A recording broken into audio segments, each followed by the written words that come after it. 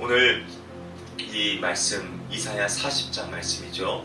너희는 광야와 사막에서 무엇을 예비하라는 것이죠? 하나님의 길을 예비하라. 우리 함께 따라하겠습니다. 하나님의 길을 예비하라. 아멘. 우리는 우리의 삶 가운데 바로 광야와 사막 같은 이 삶 속에서 하나님의 길을 예비할 수 있어야 됩니다.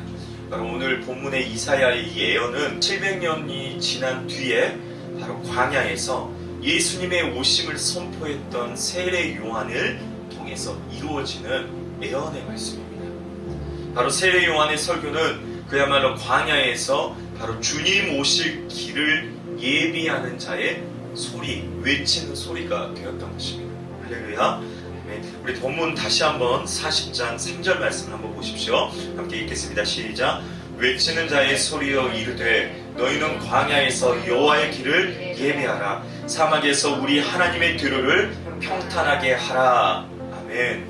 바로 광야에서 여호와의 길을 예비하라 라는 말씀입니다. 여러분 왜 광야일까요? 왜 광야이겠습니까? 바로 하나님의 길은 광야의 길을 가는 것과 같기 때문입니다. 하나님의 사람들이 하나님을 만난 곳이 바로 어디냐면 광야라는 것입니다. 광야.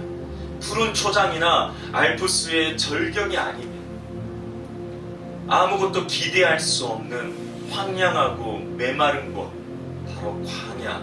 외롭고 물도 없는 사람이 살 수 없는 곳 같은 바로 광야가 바로 하나님을 만나는 곳이다 라는 것입니다.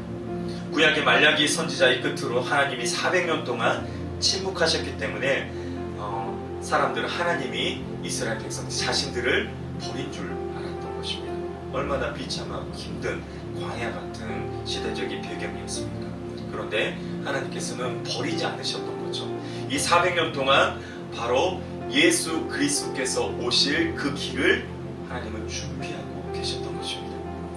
바로 예수 그리스도께서 오실 그 길을 또 세례 요한을 통해서 바로 준비하고 계셨던 것입니다.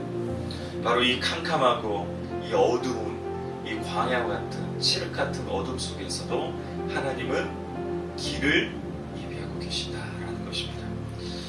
여러분 하나님께서 이 광야 같은 때 또 광야 같은 시대 속에서 하나님은 어떻게 길을 예비하고 또 하나님은 어떻게 길을 인도하시냐면요, 하나님의 사람을 세우십니다. 바로 이 세례 요한 같은 또 하나님의 사람을 세우시죠. 하나님의 사람을 통해서 하나님은 그 길을 여시고 시작하신다는 것입니다. 바로 하나님께서 이 세례 요한을 통해서 이 광야에서 주님 오실 길을 예비함을 통하여서 회개하라 천국이 가까이 왔노라 라고 선포하면서 이 이스라엘 백성들에게 회개를 촉구하고 예수 그리스도를 받아들일 것을 선포하는 것입니다. 여러분 우리는 이 어두운 세상 속에서 하나님께서 부르시고 세우시는 그 부흥의 주역들 한 사람 한 사람이 되기를 축복합니다. 아멘. 우리 기라나 교회가 비록 시작은 미약하지만 하나님께서는 한 사람 한 사람을 부흥의 주역으로 하나님은 세우셔서 이 광야의 같은 삶 속에서 하나님의 놀라운 길을 예비하는 하나님의 주인공들로 우리를 세우실 줄로 믿습니다. 아멘.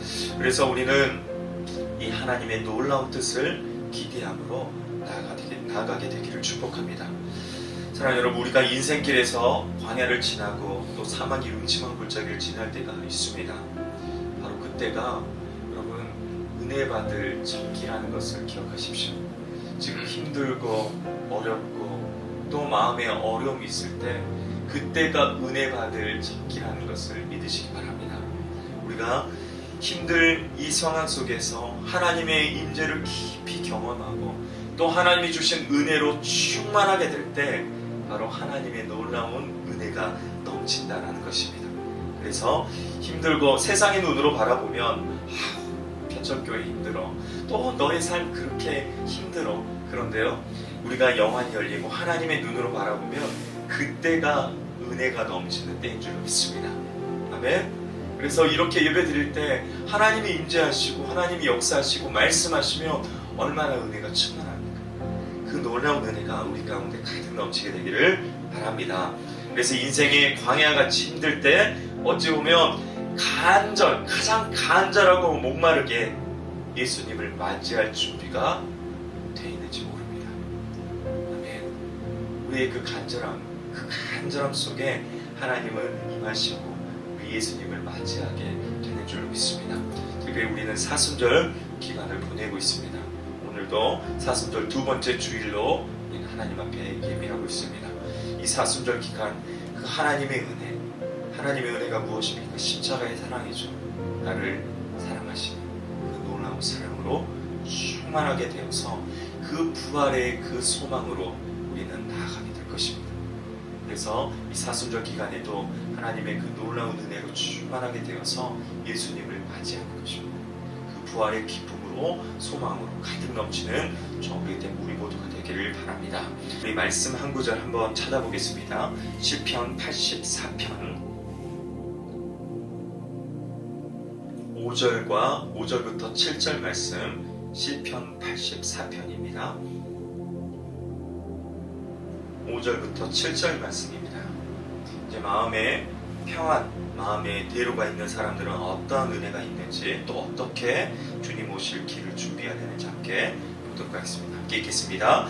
주께 힘을 얻고 그 마음에 시온의 대로가 있는 자는 복이 있나이다. 그들이 눈물 골짜기로 지나갈 때 그곳에 많은 샘이 있을 것이며 이른 비가 복을 채워 주나이다. 그들은 힘을 얻고 더더 나아가 시온에서 하나님 앞에 각기 나타나리이다. 아멘. 우리 주님께서 우리에게 힘을 주십니다.